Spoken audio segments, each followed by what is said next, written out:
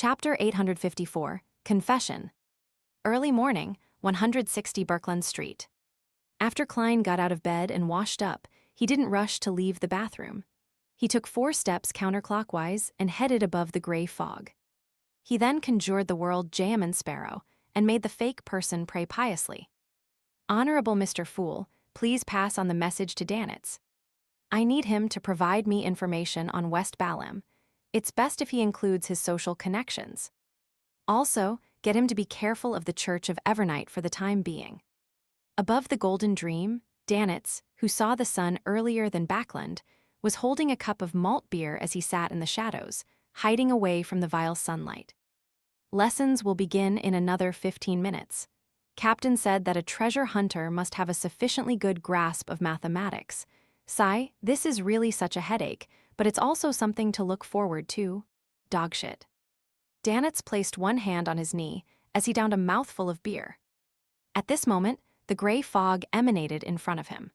The blurry figure that looked down from above appeared as Danitz's ears resounded with Jayamon Sparrow's voice. Information on West Balham. Although we've been there to search for lost ancient treasure and got to know a few tribal natives, that is pretty much it. There won't be much that I can tell him about. This is so troublesome. I'll have to do all sorts of work again.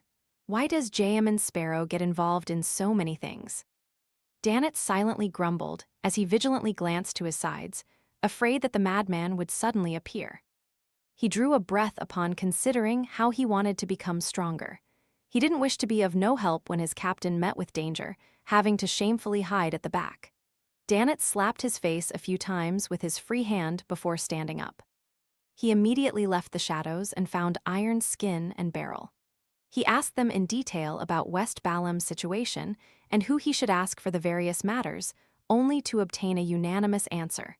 Captain Edwina Edwards, or Anderson Hood, who previously joined our bonfire on the ship.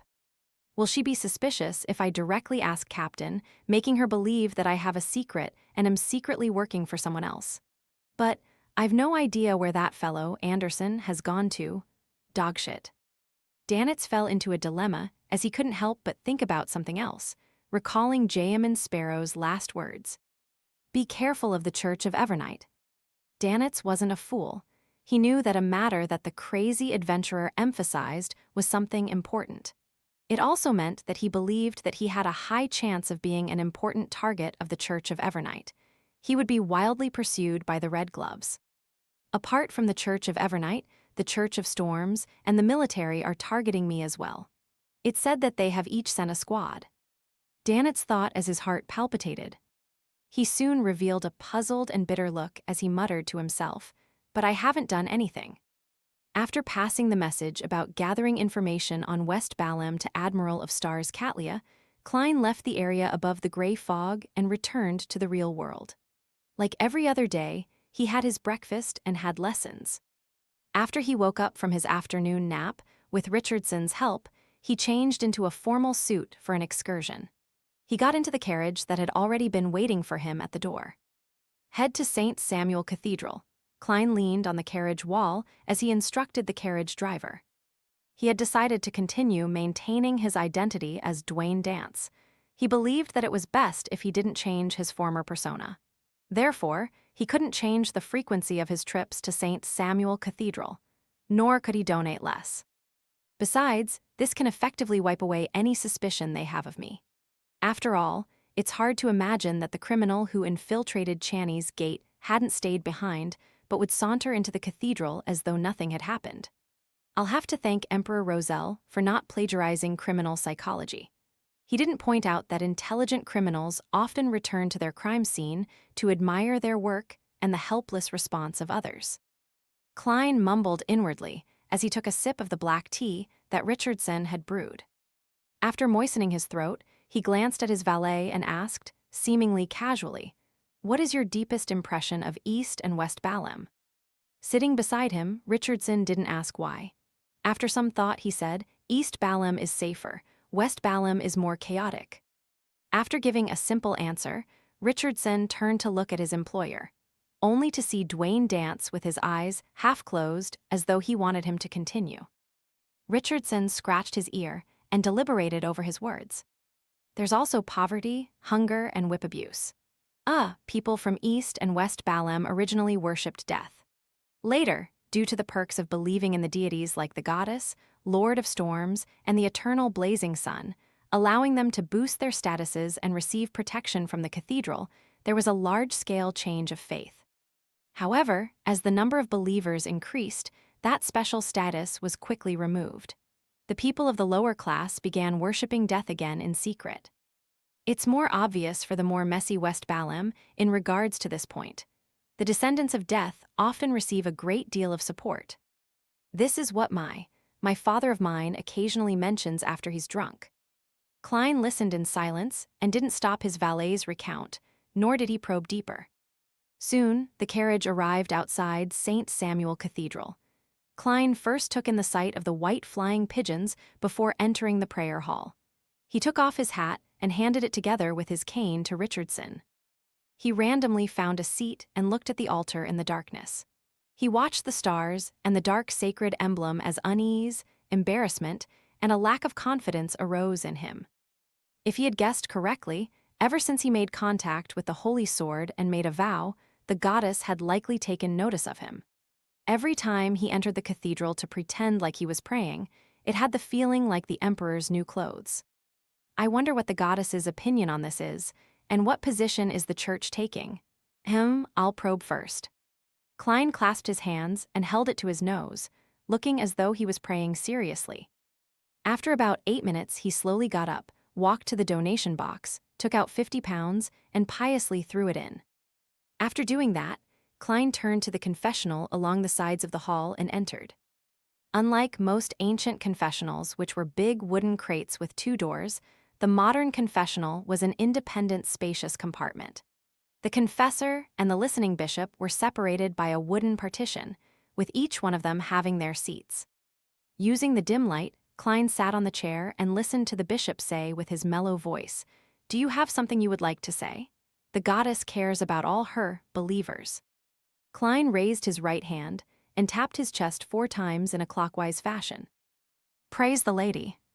I wish to confess that 2 days ago, the military came to me, wishing that I can sell a batch of firearms and cannons to West Balem to add coal to the chaos there." After he said that, the bishop on the other side didn't immediately give him an answer, as though he was alarmed by the arms dealing. He was momentarily unsure as to how to organize his words. The confessional instantly ended up being wrapped in an awkward silence. You became frightened just from that. Have you never encountered a confessor as frank as me? If I were to say that I'm currently plotting the murder of a demigod while hiding from the mother tree of desire and the true creator, wouldn't you be jumping up? Klein lampooned as he continued, "I did enjoy the adventurer's life when I was young. I obtained my wealth through metal, blood, and fire, but I'm already sick of that life. I only wish for a peaceful future. I originally wanted to decline the offer, but I'm unable to overcome the greed in my heart. This is a sufficiently enticing business, and it helps me in obtaining a firm footing in Baklan's high society. I confess that I ultimately chose the bustle and chaos." The bishop on the other side finally had a response as he said with a gentle voice, "Don't be afraid. Don't waver. You don't have to feel guilt for a certain level of greed, as long as you don't harm the innocent or commit any of the crimes as written in the Bible. Go, follow your inner heart, and make the choice you wish to make the most. Only this way can you truly understand the teachings and understand the truth of those words. There's no need to be put in a difficult position. Remember this. No matter what you do, sincerely being contrite and penitent is worthy of praise and forgiveness. May the goddess bless you." Praise the lady. Klein drew the crimson moon once again on his chest. His visit to St. Samuel Cathedral was to use the opportunity of a confession to inform the church of his intentions of engaging in arms dealing. He wanted to know their reaction, so as to pry into the goddess's attitude towards him. Without saying anything extra, Klein slowly got up and left the confessional. He walked down the aisle and went towards his valet, Richardson. At this moment, he saw a lady sitting in the corner of the prayer hall. She was wearing a hooded black robe with blue eyeshadow and blush. She had quite an uncanny sense of beauty. She was none other than spirit medium Dolly Simone. Dolly looked up and similarly noticed Dwayne dance. Her expression momentarily turned adrift as though she had fallen asleep while praying and had entered a dream. Klein nodded at her indiscernibly as a polite gesture. Then, he took his hat and cane from Richardson as he unhurriedly walked out of the hall. Dolly retracted her gaze as she looked down at the pew in front of her before slowly closing her eyes. Walking out St. Samuel Cathedral, Klein stood by the side of the staircase and paused for 2 seconds. The white pigeons suddenly flew up in the square up ahead, blocking the sights of all who were taking in the scene. Less than 30 minutes later, in the basement, Leonard heard that Dwayne Dance, who had previously been investigated, was about to cooperate with the officials. He was going to be a merchant who would sell arms to West Balham. What is he trying to do? Leonard frowned, little by little, completely at a loss as to what the undying monster's thoughts were.